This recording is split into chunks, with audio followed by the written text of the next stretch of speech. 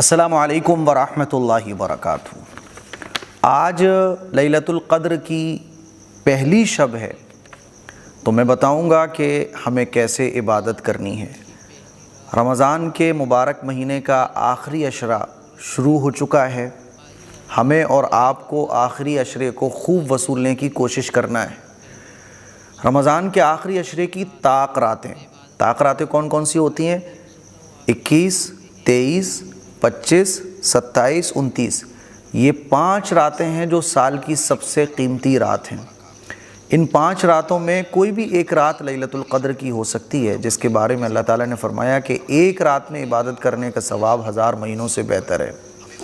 1000 مہینوں کے 83 سال بنتے ہیں، یعنی اگر آپ ایک رات کو عبادت کر لیں تو 83 سال سے زیادہ۔ کتنا زیادہ یہ تو اللہ کو ہی پتہ ہے۔ اللہ تعالیٰ نے ہم جیسے کمزور بندوں کو سمجھانے کے لیے 1000 مہینے کا ذکر کیا ہے، تو 83 سال سے زیادہ عبادت کرنے کا ثواب مل جائے گا۔ آج پہلی شب ہے، آپ لوگوں کے مائنڈ میں یہ ڈاؤٹس ہوں گے، یہ سوالات ہوں گے کہ آج کی رات میں ہمیں کیسے عبادت کرنا چاہیے، کیونکہ سوشل میڈیا کا ٹائم ہے، نہ جانے کیا کیا سوشل میڈیا پہ بتایا جاتا ہے۔ میں دیکھ رہا تھا کہ پہلی شب کی الگ عبادت، دوسری شب کی الگ عبادت، تیسری شب کی الگ عبادت، چوتھی شب کی الگ عبادت، 5ویں شب کی الگ عبادت، الگ الگ نمازیں، الگ الگ دعائیں، الگ الگ طریقوں سے پتہ نہیں کیا کیا بتایا جا رہا ہے۔ تو میں نے سوچا کیوں نہ آپ کو قرآن و حدیث کی روشنی میں عبادت کرنے کا صحیح طریقہ بتایا جائے، جس سے آپ لوگوں کی ٹینشن بھی کم ہو کہ بھئی ہمیں کرنا کیا ہے۔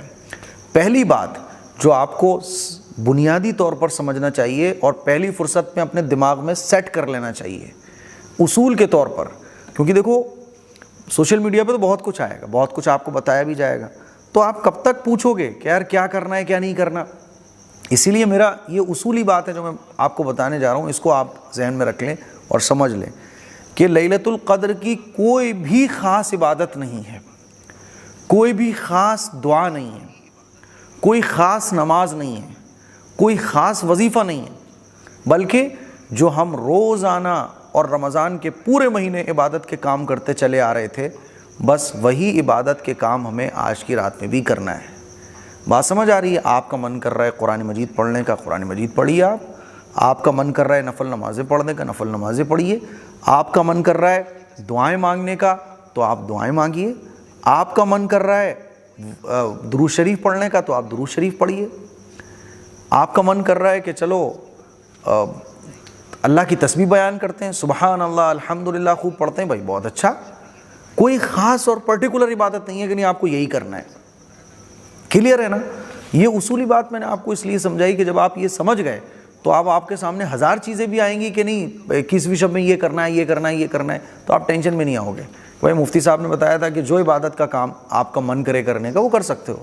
بعض لوگوں کو قرآن مجید پڑھنے میں بہت مزہ آتا ہے، بھائی بہت اچھا، قرآن مجید کی خوب تلاوت کرو۔ آپ اس رات کو تو عبادت میں ہمیں گزارنا ہے، اور عبادت کے بہت سارے کام ہوتے ہیں، بہت سارے عبادت کے کام میں جو آپ کو اچھا لگ رہا ہو۔ جیسے بھائی مجھے پرسنلی قرآن مجید کو پڑھنا بہت پسند ہے، قرآن مجید مجھ سے آپ جتنا چاہو اتنا پڑھوا لو۔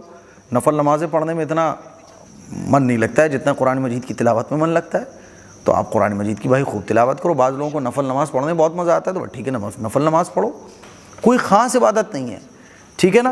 لیکن پھر بھی چند چیزیں ہیں جو میں آپ کو بتانا چاہوں گا، جس کا آپ کو بڑا خیال رکھنا ہے۔ نمبر 1، عشاء کی نماز آپ کی نہیں چھوٹنا چاہیے، خاص طور پر جماعت کے ساتھ۔ ویسے تو رمضان میں کوئی نہیں چھوڑتا ہے، لیکن جماعت کے ساتھ عشاء کی نماز آپ کو خاص طور پر لیلۃ القدر کی جو 5 راتیں ہیں اس میں پڑھنے کی کوشش کرنی ہے۔ ایک عشاء کی نماز جماعت کے ساتھ، اور دوسرا فجر کی نماز جماعت کے ساتھ، کیونکہ عشاء کی نماز جماعت کے ساتھ اور فجر کی نماز جماعت کے ساتھ پڑھنے کا ثواب اللہ کے نبی کی حدیث سے ثابت ہے۔ حضور نے ارشاد فرمایا کہ جو شخص عشاء کی نماز جماعت کے ساتھ پڑھ لیتا ہے اور فجر کی نماز جماعت کے ساتھ پڑھ لیتا ہے تو اللہ تعالیٰ اس کو پوری رات عبادت کرنے کے برابر ثواب عطا فرماتا ہے۔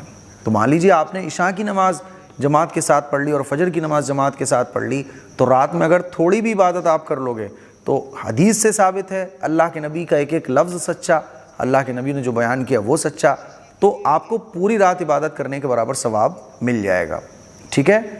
دوسرا اہم کام، قرآن مجید کی آپ تلاوت کیجئے، کیونکہ قرآن مجید کا رمضان کے ساتھ بڑا گہرا تعلق ہے۔ تو تو کوشش یہ کیجئے کہ 1 پارہ 2 پارہ آپ قرآن مجید کا پڑھ لیں۔ تیسرا اہم کام، تہجد مس نہیں ہونا چاہیے۔ تہجد کی نماز پڑھیے۔ تہجد کی نماز کیسے پڑھی جاتی ہے پورا طریقہ میں نے بتایا، یوٹیوب پہ آپ سرچ کر سکتے ہیں، تہجد کی نماز AM قاسمی، ٹھیک ہے۔ چوتھا موسٹ امپورٹنٹ کام، آپ دعاؤں میں اپنا ٹائم زیادہ سے زیادہ اسپینڈ کیجئے، کیونکہ تہجد کا وقت ویسے ہی دعاؤں کی قبولیت کا وقت ہے، لیکن رمضان میں اور پھر رمضان میں بھی آخری عشرے میں بھی لیلۃ القدر کی 5 راتوں کا، اللہ اکبر، بڑی فضیلت والا یہ ٹائم ہے۔ مرادوں کو پورا کروانے کا، جھولیوں کو بھروانے کا، اللہ سے مانگنے کا، مشکلوں کو آسان کروانے کا، کام بنانے کا، کاروبار چلوانے کا، اللہ کو اپنا بنانے کا یہ بیسٹ ٹائم ہے۔ آپ اس وقت میں دعاؤں کا خوب اہتمام کیجیے۔ باقی آپ تسبیحات بھی پڑھ سکتے ہیں، ذکر و اذکار بھی کر سکتے ہیں، درود شریف بھی پڑھ سکتے ہیں، استغفار بھی پڑھ سکتے ہیں، جو آپ کو من کرے۔ تو مجھے امید ہے کہ شب قدر کی پہلی رات 21ویں شب ہے، کیسے عبادت کرنا چاہیے، آسان طریقے سے، اچھے طریقے سے آپ کو ساری باتیں سمجھ آ گئی ہوں گی۔ پھر بھی اگر کوئی ڈاؤٹ ہے تو آپ کامنٹ کیجئے، اور انشاءاللہ تہجد کے وقت میں ہماری دعا بھی ہوگی۔ لیلۃ القدر کی جو 5 راتیں ہوتی ہیں ان دعاؤں میں بھی آپ شرکت ضرور کیجیے گا۔ اس کلپ کو شیئر کریں، دوسروں تک پہنچائیں۔ السلام علیکم ورحمۃ اللہ وبرکاتہ۔